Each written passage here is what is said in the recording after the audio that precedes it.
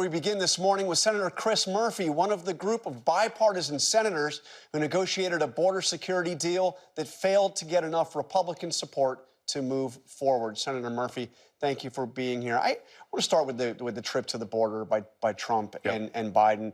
With Congress deadlocked on the issue that you worked so hard on, we've heard that the president's considering executive action of some kind. Can you give us a sense of what is under consideration and what he may do?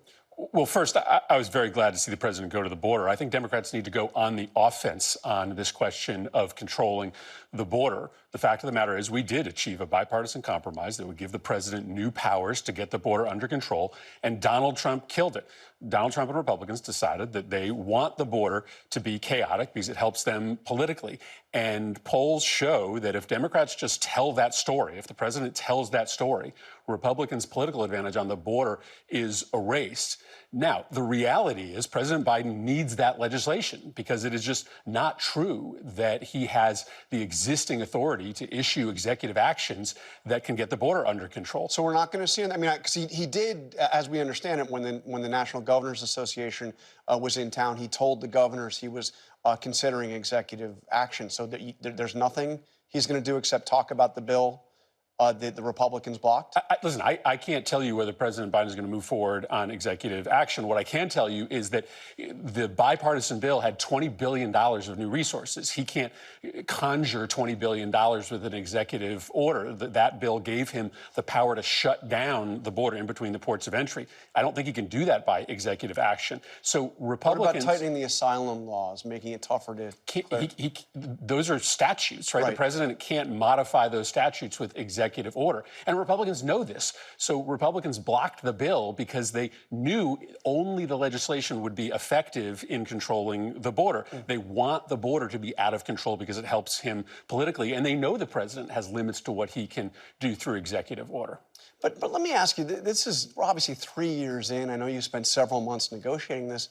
But why did it take so long for the president to address this crisis at the border in terms of the flow of migrants? Well, I don't know that that's fair. In the first week that the president was in office, he sent to Congress a comprehensive immigration and border reform bill. But wait a minute, that bill was to provide a path to citizenship for the 11 million undocumented citizens, residents here in the country. It was not a border security bill. It was an immigration bill. No, it was also an asylum reform bill, right? And reforming the asylum system. It didn't tighten the asylum rules the way yours did it? It changes the calculus for people coming into the country. And the president instituted a very tough new regulation that does stop people at the border, does change the asylum calculation. It, as expected, was blocked by the courts because he needs legislative action. And Republicans have made it very clear that they have no interest in coming to the table on immigration and border reform. And frankly, had we had this conversation a year ago, the calculation would have been no different. Republicans have made it absolutely crystal clear. They want the border to be a mess. Donald Trump has told them so. But you know that you've seen poll after poll after poll. I could cite the latest Quinnipiac poll. There's been poll after poll after poll showing an overwhelming majority of Americans disapprove of how President Biden has handled the border. And we've also seen the flow over the border dramatically increase under this president. What we also know is that under Donald Trump's presidency, crossings at the border were at a 10-year high.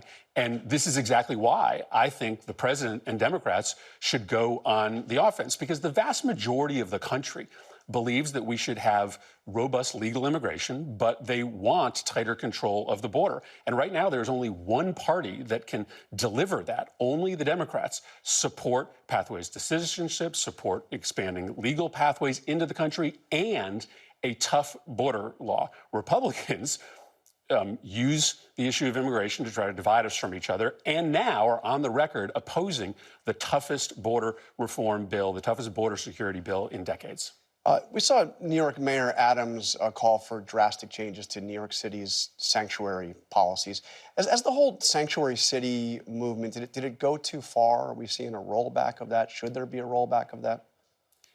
Well, you know, we treat immigrants compassionately in Connecticut as well. And listen, I think that speaks to the best of this country. ultimately this solution has to be on the border and in the countries that people are fleeing.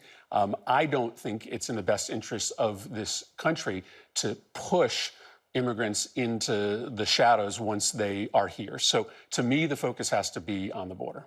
Okay, I want to turn to what we saw in Michigan, where over 100,000 Democrats went to the polls and voted non-committed. Obviously, a protest vote to the president's handling of the situation in Gaza. How concerned, as a political matter, should Democrats be? I don't think we should be concerned about this as a political matter, because this is such a critical issue relative to America's national security and the security of the Middle East. I would hope that the president doesn't make decisions about what to do in Gaza or the Middle East based upon how the votes line up.